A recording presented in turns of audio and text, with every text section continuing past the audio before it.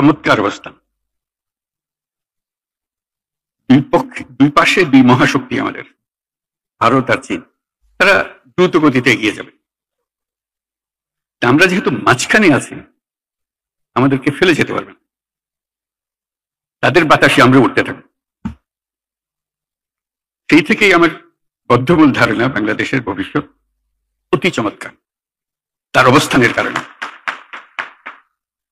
তখন দুই জায়ান্টের কথা বলেছিলাম, দুই মহাশক্তি। এখন আর দুই মহাশক্তির কথা বলি একই সঙ্গে, চার মহাশক্তি। আমাদের কি অপূর্ব সুযোগ,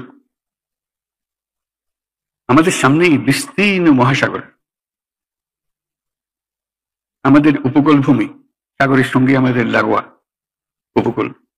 এই একটা মস্ত বড় সুযোগ, পৃথিবীর দরজা আমাদের সামনে খোলা। আমরা দিন ব্যবহার করতে জানিনি, এখন যে মুহূর্তে এটার ব্যবহার শুরু করব,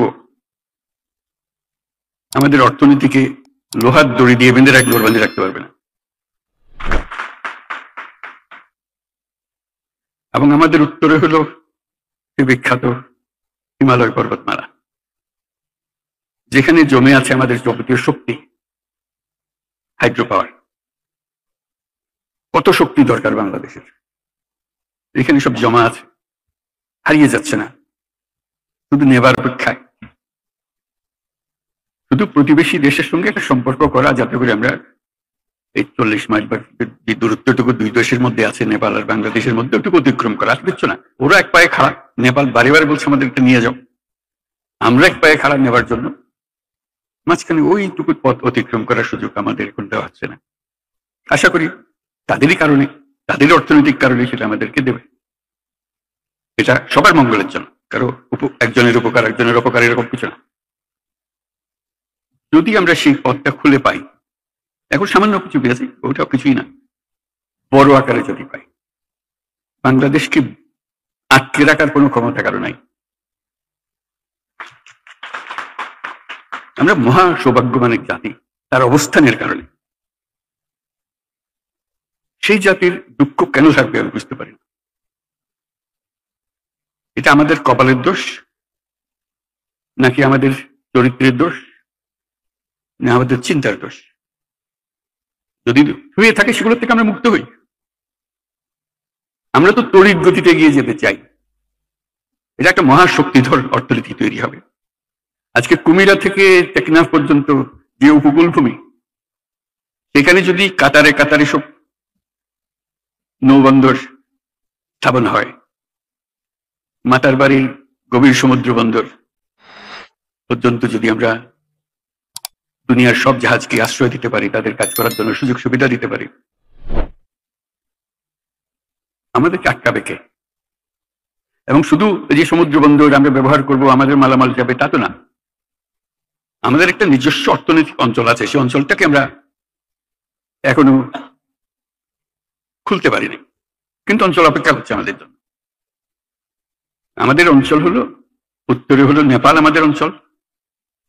নেপালের সৌভাগ্য, তারা হিমালয় পর্বতের পাদদেশে আছে। দুর্ভাগ্য হলো সমুদ্রের দেখা তাদের হয় না। তাদের সমুদ্র দেখতে হলে আমাদের মাঝখান দিয়ে দেখতে হবে, আমাদের মাধ্যমে দেখতে হবে। সে পথ আমরা করে দিই, আমরা একসঙ্গে যৌথ অর্থনীতি গড়ে তুলি। তার সমুদ্রের অভাব, আমার পর্বতের অভাব, হাইড্রো, দুই অভাব একসঙ্গে পূরণ করি দুজনে। ভুটান একই কাণ্ড, তারও সমুদ্র দর্শন হয় নাই, তাকে সমুদ্রে আসতে হলে আমার পথ দিয়ে আসতে হবে, আমরা তাকে স্বাগত জানাই। তেমনি ভারতের পূর্বাঞ্চল একই অবস্থা, নেপালের যে অবস্থা, ভুটানের যে অবস্থা, নেপাল ভারতের সেভেন সিস্টারের একই অবস্থা। তার সমুদ্র দর্শন তার হয় না, হবে না।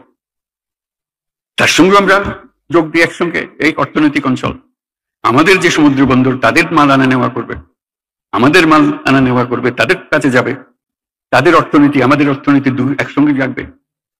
তারাও খুব কষ্টের অবস্থায় আছে, তারা খুব ভালো অবস্থায় নেই। তারা এই সুযোগ পেলে তারাও আনন্দিত, তাদের ব্যবসা আমাদের ব্যবসা, রমরমা ব্যবসা হবে, একসঙ্গে ব্যবসা হবে। এগুলো বললাম এই জন্য, আমরা ভবিষ্যৎ সম্বন্ধে অনেকটা হতাশায় ভুগি। হতাশার তো কারণ নাই, এটা আনন্দের বিষয়। আমাদের যে অবস্থান, যে সুযোগ সুবিধা, শুধু সেগুলোকে আহরণ করা, কাজে লাগানো। প্রক্রিয়া শুরু হয়েছে। এই প্রক্রিয়াকে জোরদার করা, যাতে করে আমরা এই অর্থনৈতিক অঞ্চল গড়ে তুলতে পারি। মালামাল সোজা চলে যাবে নেপালে, সোজা চলে যাবে ভুটানে, সোজা চলে যাবে সেভেন সিস্টার্সে। তাদের মালামাল আমাদের মাঝখান দিয়ে, আমাদের ব্যবসা তাদের ওখানে যাবে, তাদের ব্যবসা আমাদের এখানে আসবে। সেটাই তো হলো অর্থনীতি। কাজেই প্রাকৃতিক দিক থেকে আমরা খুবই সৌভাগ্যবান।